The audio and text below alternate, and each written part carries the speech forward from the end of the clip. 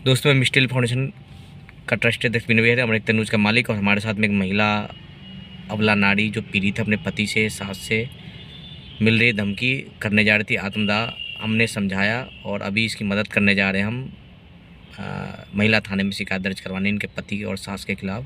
क्या मामला आपका, क्या नाम है आपका? सर, मेरा नाम ज्योति है और मेरी शादी 6 महीने ज्योति नाम है मेरा, और मेरी शादी 6 महीने पहले हुई थी। और शुरू से मेरे पति मुझे बहुत टॉर्चर करते हैं चीज़ सामान के लिए कि ये तुम्हारे यहाँ से जो भी सामान है वो बेकार है और तुम अपने घर जाके रहो, यहाँ नहीं रहोगी।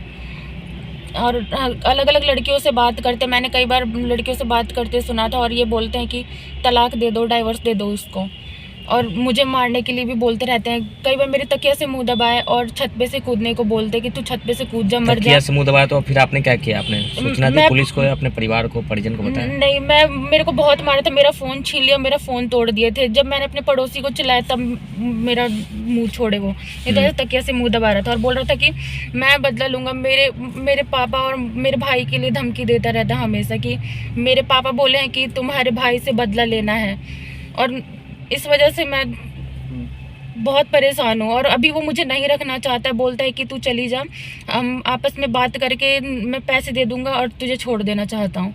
तो मुझे तो इंसाफ नहीं मिलेगा ना। मेरे साथ अभी शादी के 6 महीने हुए हैं और मेरे माँ बाप अभी भी कर्ज में हैं।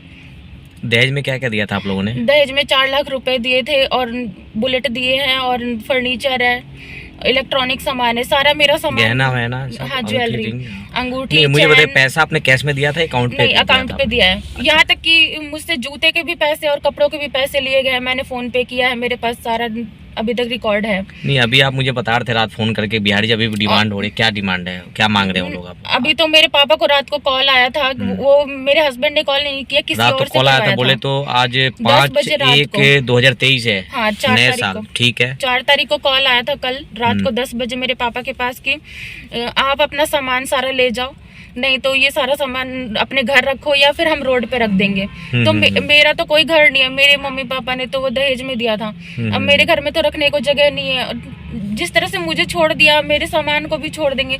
मेरे को तो कहाँ इंसाफ मिलेगा, मैं कहाँ जाऊँ अभी रहने के लिए? मेरे पति मुझे नहीं रखेंगे, मेरे माँ बाप ने तो मेरी शादी कर दी थी। मैं दोबारा से वो सामान लेके आऊंगी और दुनिया समाज को क्या बोलूंगी? मुझे धमकी मिल रही है कि तू लोग अलग अलग लोगों से फ़ोन करवाया जा रहा है कि ये मान रही है कि नहीं मान रही, नहीं मानेगी तो फिर हम कुछ और करेंगे, कोर्ट तक इसको ले जाएंगे या केस करेंगे। उल्टा मेरे पे केस करने के लिए बोला जा रहा है।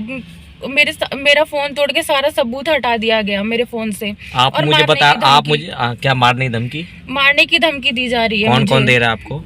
मेरे देवर और मेरी ननद और नंदोई और मेरी सास भी सबसे बोल रही हैं, और मेरे हस्बैंड तो है ही।